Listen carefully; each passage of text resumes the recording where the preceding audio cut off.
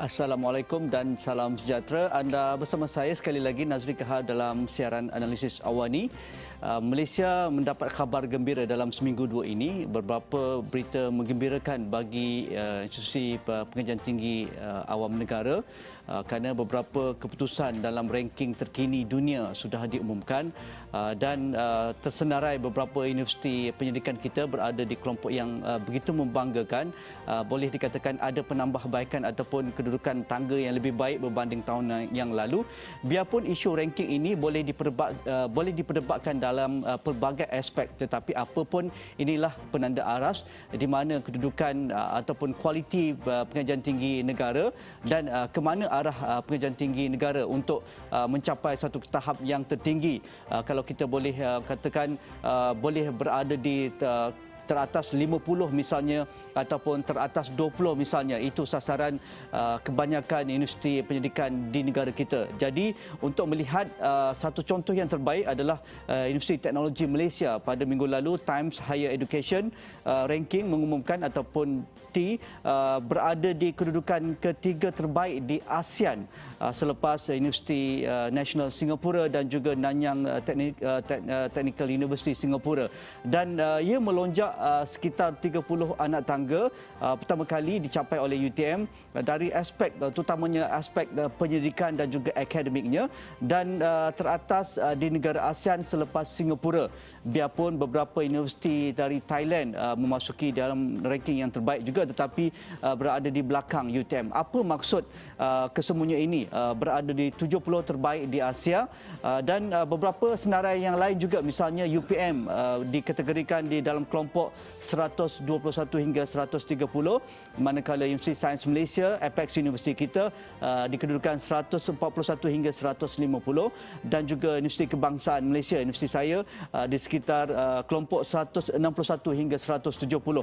Apapun kita mengucapkan tahniah ke semua universiti yang tersenarai, begitu juga dalam QS ranking yang diumumkan sebelum itu. Jadi bersama saya pada malam ini pastinya tidak asing lagi orang yang paling layak untuk bercerita tentang ini, iaitu yang berbahagia Prof. Dato' Insinyur Abdul Wahid Omar. Selamat datang, Dato'. Naib Chancellor Institusi Teknologi Malaysia. Untuk awalnya, apa perasaan UTM apabila mendapat dua keputusan terbaik dalam QS dan juga dalam Times Higher Education Asia University Ranking 2016? Terima kasih saudara Nazri. Assalamualaikum warahmatullahi wabarakatuh dan salam sejahtera. Perasaan kita adalah kita merasa ada serasa kepuasan. Ini satu motivasi kepada kami untuk meneruskan agenda kita untuk terus memacu kecemerlangan.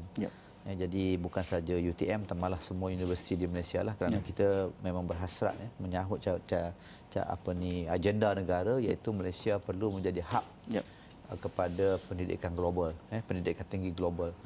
Jadi kalau boleh saya jelaskan sedikit tentang kedudukan UTM. Dalam QS ranking yang dikeluarkan sebelum itu, kita sebenarnya turun sikit, dua nak tangga, daripada 61 kepada 63. Dan bila diumumkan THE, kita berada pada 100 terbaik. Jadi bagi kami melihat ini ada satu bentuk konsistensi lah. Tidak jauh beza antara keduanya, walaupun bagi universiti-universiti lain mungkin weightage-nya berbeza. Jadi kita, contoh yang paling jelas, kalau QS dia mengambil tempoh 5 tahun, di mana UTM sebagai sebuah universiti research yang paling bongsu lah, atau paling muda, kita agak kekurangan dalam 3 tahun yang pertama. Tetapi dalam Times Higher Education Ranking, mereka mengambil 2 tahun. Jadi 2 tahun yang ke depan itu mungkin alhamdulillah UTM telah menghasilkan output, telah pun membina satu ekosistem yang mana kita masuk dalam ranking ni, kita diberikan kedudukan yang alhamdulillah tidaklah orang kata cemerlang bagi kami lah, kami kena bekerja kuat lagi, tapi paling tidak memberikan kami satu petunjuk bahawa kita berada pada satu landasan untuk terus memacu kecemerlangan UTM, insya-Allah. Ini satu cabaran bagi semua universiti pendidikan di negara kita, termasuk universiti swasta, Prof. Tetapi kalau kita lihat dalam laporan THE ini, mereka mengunjurkan juga bahawa negara-negara lain juga begitu hebat memberi penekanan terhadap universiti dan juga institusi pengajian tinggi, sama ada yang dibiayai oleh pihak kerajaan ataupun pihak swasta. paling kehadapan adalah China misalnya. Mereka melihat China begitu beria-ia ataupun begitu mahu melihat pendidikan tinggi mereka setanding ataupun berada di peringkat global, dan banyak sekali rekod yang dicipta oleh China, misalnya berada dalam the next higher education superpower, the rising star of global higher education, dan juga banyak mengambil alih peranan universiti ataupun di United States misalnya. Ini menunjukkan bahawa bukan hanya negara kita ataupun Universiti Teknologi Malaysia saja ingin memperbaiki kedudukan. Dalam masa yang sama, saban tahun universiti-universiti di Indonesia, di Thailand, sekarang juga hebat dikatakan India, mereka bukan kecil-kecil anak lagi berbanding yang dahulu. Jadi bagaimana kita seiring dalam arus ini, Datuk? Ya, kita memanglah kalau kita baca laporan THE itu memang kalau tengok kat sini, China mempunyai 39 buah universiti yang di-rank. Sama dengan Jepun. Kalau tengok dari segi ekonomi, sebelumnya mungkin Jepun lah. Dan Korea telah mempunyai 24 dan Taiwan. Ini semua giant lah. Kalau di Asia sekarang kita boleh namakan mereka ni giant. Selain daripada India 16. Dan Malaysia kita ada 4 saja yang dimasukkan, dan berbanding Thailand 7. Tetapi the fact that UTM berada nombor 3 daripada 4 yang mewakili Malaysia untuk THE ranking, saya rasa satu kejayaan lah. Okay, bagaimana kita boleh menyaingi mereka? Banyaklah faktornya. Antaranya saya rasa kena ada kekuatan, selain daripada kekuatan keuangan yang sangat-sangat kita perlukan, tetapi kita juga memerlukan kekuatan untuk membina satu ekosistem di mana kita mesti mempunyai apa keunikan kita lah, keunikan, kehebatan kita dalam bentuk macam mana. Antara of course sebagai universiti, institusi ilmu, kita perlu mempunyai staff, akademianya yang hebat lah. Jadi kita perlu bangunkan, dan bila bercakap pasal benda-benda macam ni, kita memerlukan peruntukan, sumber dan sebagainya. Selain itu, kita perlu ada infrastruktur. Walaupun alhamdulillah UTM punya infrastruktur yang saya rasa sangat lengkap lah. Tetapi masih ada ruang di mana kalau kita nak menarik, sebab antara faktor ranking yang besar sebenarnya ialah international. Macam mana kita menarik akademia international, macam mana kita menarik student international. Dan menarik ini adalah satu persaingan. Jadi pelajar akan datang hanya jika mereka melihat bahawa mereka boleh dapat sesuatu yang unik, sesuatu yang hebat, sesuatu yang boleh menjadikan mereka seorang yang boleh bersaing. Jadi ini adalah satu langkah jangka panjang, ataupun boleh juga kita bermula. Memang kita dah mula pun sebenarnya, tetapi untuk bersaing dengan China, bersaing dengan Jepun, kita mungkin dari segi kekurangan kita yang agak ketara ialah dari segi sumber, dan juga mungkin sedikit kaedah kita menguruskan universiti, mungkin the governance mungkin kita boleh perbaiki lagi, autonomi boleh kita perbaiki lagi. Tetapi yang saya lihat antara cabaran besar kita sekarang ialah sumber keuangan lah. Dan tak apa, boleh itu yang menjadi faktor utama kalau kita selidiki mengapa Universiti Kebangsaan Singapura ataupun National University of Singapore berada dalam kelas yang tersendiri. Begitu juga Nanyang Technical University. Ini semua faktor yang dibawa oleh Prof. Dr. Insinyur Abdul Wahid Omar. Tetapi Malaysia juga ada kekuatan itu, ada peluang untuk itu. Biarpun dana pendidikan misalnya dipotong sedikit, tetapi ia tidak membantutkan semuanya itu, kerana ruang lebih besar diberikan kepada universiti untuk inisiatif mendapatkan lebih banyak dana dan juga jaringan kepada pihak industri misalnya. Bagaimana UTM membawa hal itu? Kita lihat yang pertama, jumpa lagi selepas ini.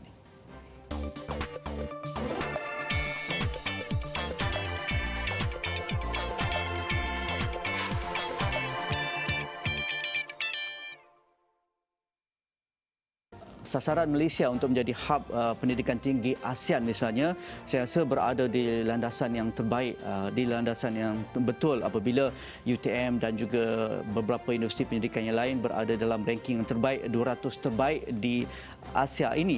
Tetapi pastinya banyak perkara-perkara yang perlu diperbaiki, dan antara yang menjadi faktor utama adalah sumber ataupun resources dan juga funding ataupun dana. Itu yang menjadi pillars utama juga apabila kita merujuk mengapa NUS ataupun NTU misalnya berada dalam kedudukan pertama dan juga kedua dalam ranking ini dan juga dalam ranking-ranking yang lain. Mungkin Prof. Insinyur Dr. Wahid, ini merupakan satu cabaran, tetapi apabila kita bercakap tentang UTM, beberapa kali sudah kita temu bual dan juga membuat laporan berita dalam hal bagaimana UTM dalam plan strategiknya untuk berada dalam kelas yang tersendiri menjelang 2020 berada landasan yang terbaik juga ataupun dalam landasan yang betul, tetapi kita perlu realistik keadaan ekonomi semasa bagaimana orang kata pun setup universiti awam di negara kita, tetapi bagaimana dinamik UTM dalam hal ini. Jadi alhamdulillah saudara Nazri, kita telah memanglah disebut dana tadi, jadi sekarang ni kita kena bekerja keraslah untuk nak macam mana kita nak membina satu strategi kita boleh menghadapi cabaran ini dalam keadaan dana daripada kerajaan dikurangkan. Jadi kami alhamdulillah telah memulakan banyak langkah yang orang kata dah bermula beberapa tahun. Jadi hasilnya sebahagiannya sudah ada.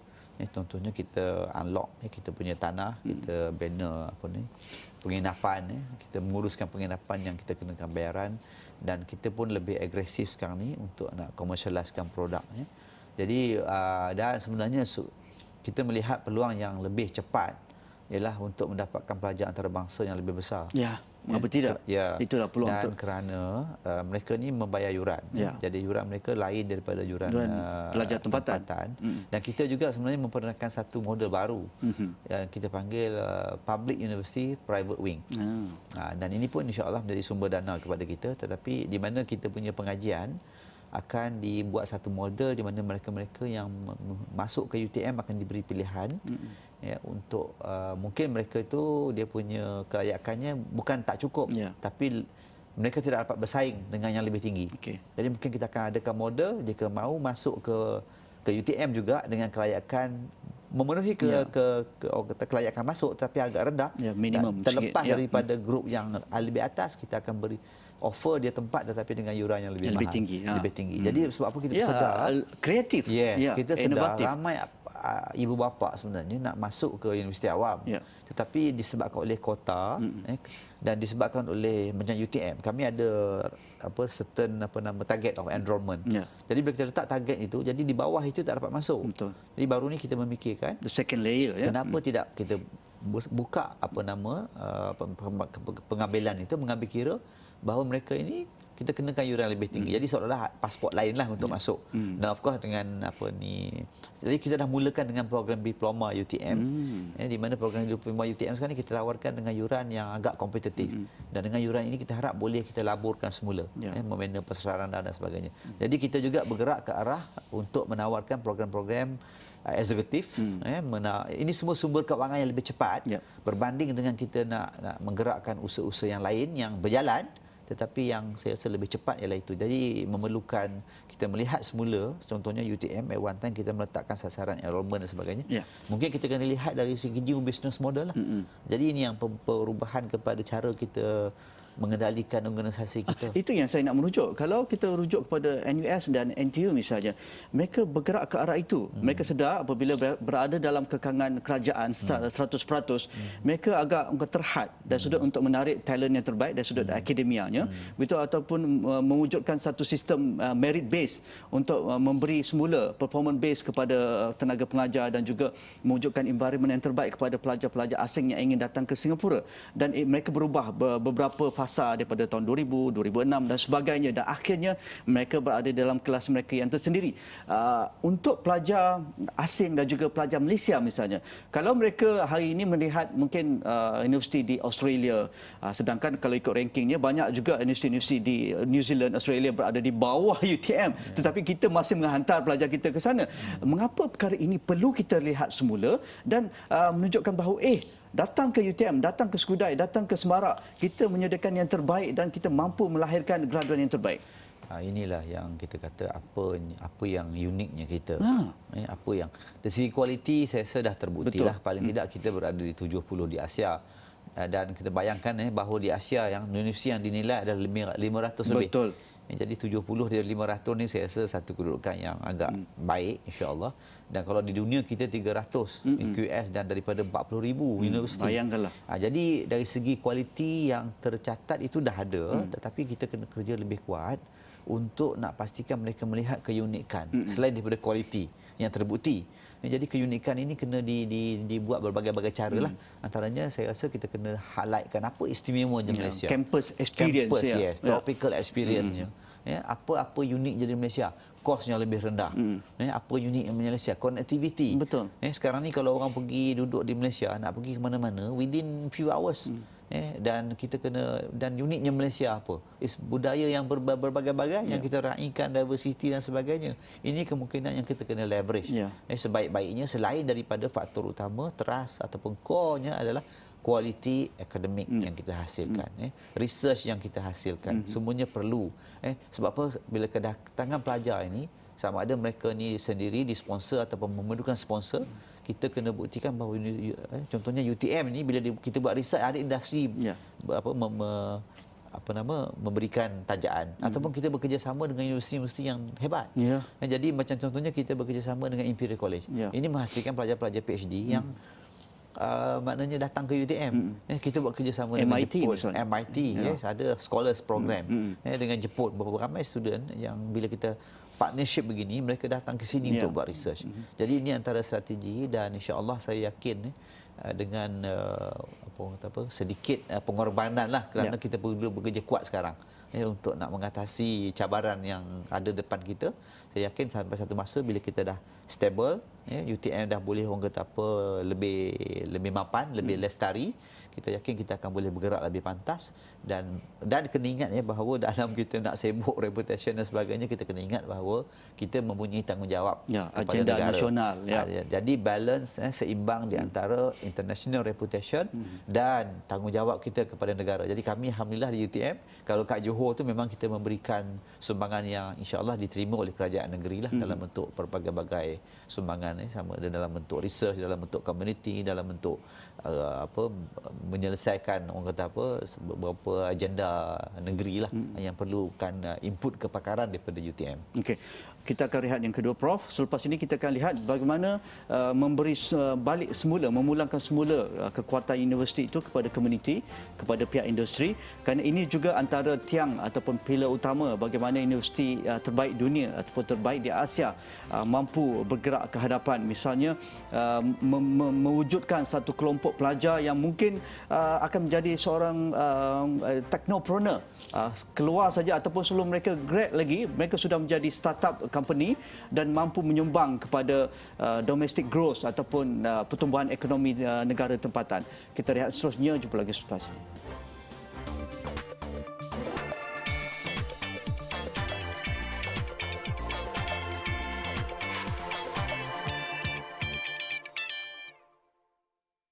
Kembali dalam kita membincangkan UTM berada di ketiga terbaik di ASEAN. Kalau kita merujuk kepada kekuatan universiti terbaik dunia, misalnya mereka pastinya kita tidak boleh larikan daripada asas universiti dalam bidang akademik dan juga bidang penyelidikan dan juga pembangunan. Sumber yang begitu besar diperuntukkan, misalnya Korea meletakkan GDP mereka 4.3% saban tahun dan mereka meningkatkan lagi saban tahun dalam hal R&D ini. Tetapi mereka dapat hasilnya kerana inilah yang diperlukan oleh negara yang maju dalam bidang sains dan teknologi dan juga ekonomi berimpak tinggi. Tetapi Malaysia kadang-kadang kita lihat ada fumble kat situ. Dalam masa kita hasrat besar kita menjelang 2020, tetapi pelaksanaan di bawah sekejap macam ni, sekejap macam tu. Tetapi mungkin UTM ada model yang tersendiri yang boleh kita kongsikan bersama kerana Prof berada di satu wilayah yang begitu orang kata pun dinamik dan begitu hebat, iaitu di wilayah Iskandar. Ini kelebihan UTM tidak ada pada universiti-universiti lain. Bagaimana Prof melihat inilah peluang terbaik UTM untuk berada dalam kelas dan juga mampu menarik talent pelajar yang terbaik ataupun mereka yang ingin melanjutkan pelajaran dalam bidang sains dan juga teknologi? Ya, kedudukan kita dalam IRDA memang ada advantage dan sebenarnya kita pun dekat dengan Singapura. Dari segi connectivity memang kalau sesiapa yang rasa sangat mudah lah untuk nak connect through Singapura. Jadi kita rasanya itu location lah, tapi sebenarnya balik kepada core value kita sebenarnya kepada pengisian, substance. Memang kita tak nafikan banyak kerja buat dengan IRDA, kita buat dengan kerajaan Johor, dan kita melihat bahawa kerajaan Johor juga menggerakkan ke arah ekonomi berinovasi, dan kita sebahagian daripada mereka sekarang melalui contohnya Institut Inovasi Strategik Johor telah pun ditubuhkan, di mana bermula dengan perancangan perancangan pembangunan, kita telah masuk. Dan mana yang kita rasa kita boleh terus berikan solution, kita akan cuba bantu. Mana yang belum, kita akan sama-sama cari peluang lah. Jadi dalam ini membuka peluang kepada pensyarah kami, akademik kami menimba pengalaman bekerja dalam keadaan yang sebenar. Kalau dulu mungkin kita banyak fokus pada research, jadi sekarang ni kita fokus kepada penyelesaian masalah sebenar, dan ini adalah sumbangan kita, dan kita tak boleh lari daripada ini lagi. Global reputation, yes, but local impact, tak lari. Kena ada. Jadi ini akan, insya-Allah kita yakin akan membina satu ekosistem yang lebih orang kata lebih subur. Jadi kalau tadi saudara Nazri bertanya tentang entrepreneurship, yes, we are very much on entrepreneurship sekarang. Kita ada UTM entrepreneurship, satu unit yang melihat, dan kita dah ada polisi pelajar dalam entrepreneurial. Kita dah ada inisiatif dalam kampus, job on campus, yang membuka peluang kepada pelajar untuk mengambil peluang ini, melakukan kerja-kerja dalam kampus. Dan kita buat kerja ni macam-macam. Siapa yang nak buat landscape, kita buat cara job on campus. Siapa yang nak buat macam baru ni, kami akan insya-Allah tengah bina rumah solar. Kita akan bina banyak kemudahan-kemudahan, kita kata bagilah kepada pelajar. Insya-Allah untuk maklumat Nazri juga, kita dah ada incubator yang kita tambah lagi. Incubator ni untuk pelajar. Baru ni saya pergi melawat satu makmal, Magic X. Magic X ni kerjasama kita dengan IRDA untuk membina orang kata industri animation, creativity ni. Dan dah ada makmal yang dibiayai oleh IRDA, yang disponsor oleh IRDA, dah ada JV syarikat, dan syarikat ni joint venture antara UTM dengan IRDA. Dan syarikat ni telah ada 4 orang incubatees yang mereka adalah lulusan UTM. Hebat. Dan insya-Allah mereka ni akan memaculah menjadi model kepada usaha-usaha yang lain, dan memang ini sebahagian daripada ekosistem kampus yang sedang berada, yang kita sedang lihat, dan kami juga kebetulan sedang ke arah untuk mengkaji kurikulum, dan kurikulum yang baru ini perlu melihat kepada, kadang-kadang kami pun tengok mampukah universiti mengejar pembangunan ataupun kemajuan yang berlaku di luar, terutamanya dalam digital. Kalau kita tengok the fourth industrial revolution, kita mungkin boleh tertinggal kalau kita tidak bersedia dengan perubahan yang perlu kita lakukan, dengan bisnes model yang baru yang perlu kita gerakkan. InsyaAllah. Cabaran seterusnya untuk mengekalkan momentum ini, dan fokusnya kita tahu satu fokus yang begitu mencabar dan juga begitu menjanjikan suatu pulangan yang lebih baik. Perancangan seterusnya, Prof. Dr. Wahid dan juga rakan-rakan di UTM. Ya, kita sebenarnya sebab kita mempunyai perancangan yang alhamdulillah saya rasa dah cukup agak mantap, kerana kita telah plan untuk plan global UTM bermula 2012. Sekarang ni sebenarnya kita berada pada fasa kedua. Jadi insya-Allah saya yakin kita akan menambah baik berdasarkan kepada senario semasa. Melihat kepada dulu, kalau kita bayangkan ekonomi kita cukup baik untuk menampung, tapi dah tak boleh, jadi kami kena buat adjustment kepada pelan ini. Contohnya dalam engagement kita dengan institusi antarabangsa semuanya, kita kena lihat macam mana memberikan pulangan yang terbaik dengan pelaburan yang minimum. Jadi kita kena tengok impact, kita tengok output, dan kita dalam prosesnya kita kena tengok efisiensi kita, produktiviti, governance saja kita, dan productivity. Sekarang ni kita tak soal lah berapa banyak kita buat meeting, kita tanya berapa banyak hasil daripada sesuatu usaha. Jadi ini adalah perubahan minda yang perlu kita gerakkan dengan cepat, insya-Allah. Okey, apapun tahniah dari pihak Awani kepada pihak UTM, Prof. Dato' Insinyur Dr. Abdul Wahid Omar dan juga rakan-rakan di UTM atas kecemerlangan yang berlaku pada tahun ini. Terima kasih kepada anda setia bersama kami di Astro Awani. Jika ada sebarang pandangan anda, hantarkan ke platform media sosial kami, dan jangan lupa muat turun aplikasi astroawani.com di App Store dan juga Google Play Store. Sekian, Assalamualaikum. InsyaAllah kita jumpa lagi.